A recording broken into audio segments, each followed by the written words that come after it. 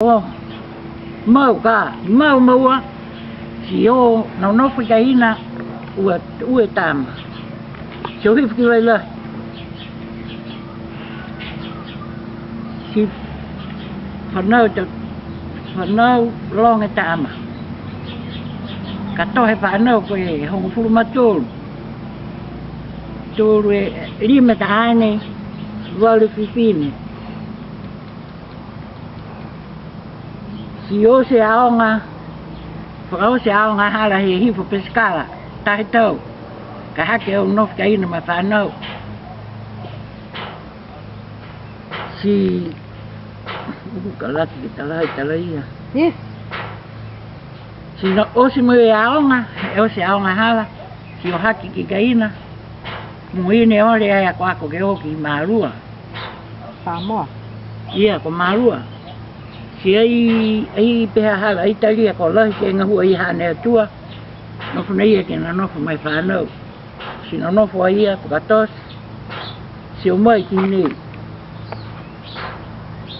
O mai ki nei, ngahua hala, hau mua hala, hau takotaha si liwani.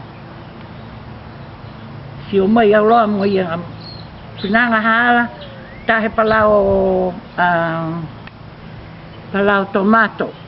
Ne tause, tō mua ki te tūpake, ririu mai aka mautoro ki New Zealand, whakatau he wharengangawa tō tomato.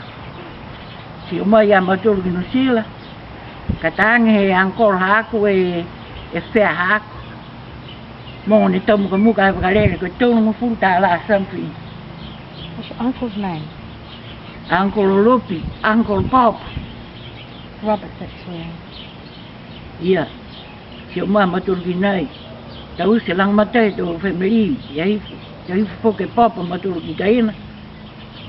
Uta whana tō mga whaoa ke tau kaina ke ako mai laia. Si o mai no nofo whihe tau i o tāla, ke reo e whare. Si maua e whare e. Tō hiki laia maua e no nofo mai tau matua maua i o tāla. Si o mai no nofo i nei. Whangafuru te tau e no nofo e. Kaina e. Ka e ngahua whoki au e. He peipia sela hake au ngahua e mitalo moa part time. Lahi mo ia sela. Si hake au full time e mitalo moa. That's your last one. Si katoa hongo furu mau e tau hako he ngahua. Si retire hala, si retire ni au toko ua mo hala. Si osi ni a iriu ngahua fo. Kahi tau tupe he penising. Wena ia pakalata ka mena ko mo.